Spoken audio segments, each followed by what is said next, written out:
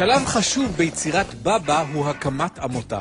בלי עמותה שמקבלת כסף, מה הטעם להיות מקובל? לרנטגן יש את עמותת ברית שלום וחסד למשל. לפי המסמך הזה שהגיע לידינו, ושמפרט את כל רשימת התרומות מעל 20,000 שקל בשנת 2007,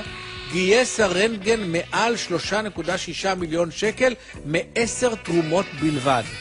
סך ההכנסות של העמותה באותה שנה לפי הדיווח לרשם העמותות היה 5,613,006 שקלים.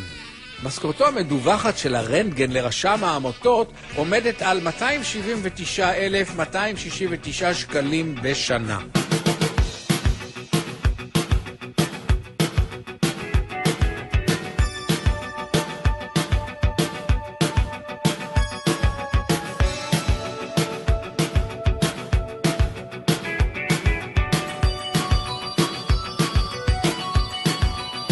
יושבים שעות מחכים שמשיח יבוא,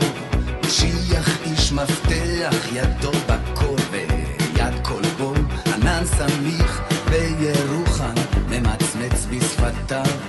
יהודה מסתכל בשעון ומפלבל בעיניו, משרד בצפון ארציאלי ועם יועץ, אחר הצהריים ובחוץ העולם מתרוצץ, נוחד זמזם אומר תביא לנו קפה, משיח לא בא,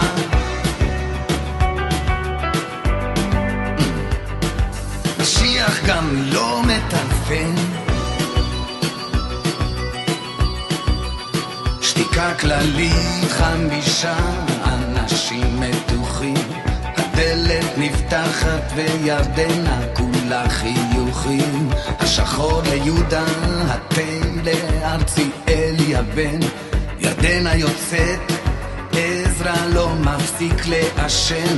הנה כי כן מתחלפת שעה בשעה, זקן ארציאלי יודע שהוא לא טעה, נוטף זרעה ומראים בקולו על הבן, משיח לא בא, משיח גם לא מטלפן,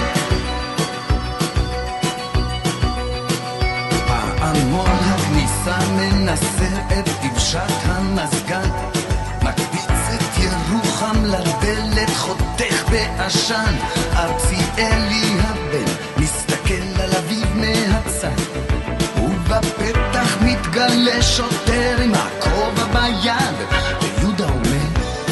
משהו בטח קרה, אומר לו ירוחם סתם לא שולחים משטרה, אומר השוטר הייתה תאונה ולכן המשיח לא בא,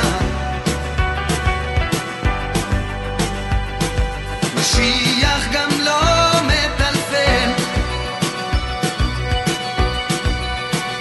תאונה למי שואל ארציאלי הבן, תאונה למדינה עונה השוטר המסכן, הבורסה נפלה, אנשים קופצים מהגג, גם משיח קפץ והודיעו שהוא נהרג, הכל אבוד, בוכה עזרא דהן הקבלן,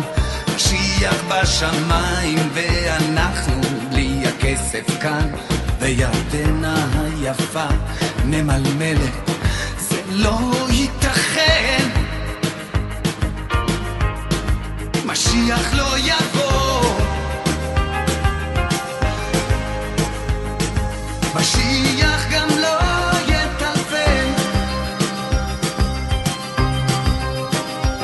דצמבר המר זעקו כותרות בעיתון,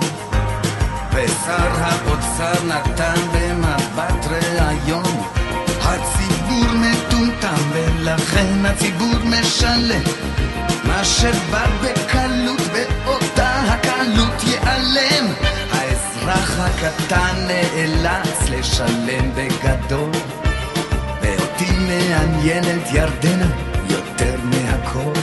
הולך למילואים, כן, וסופר את הכסף שאין, ומשיח לא בא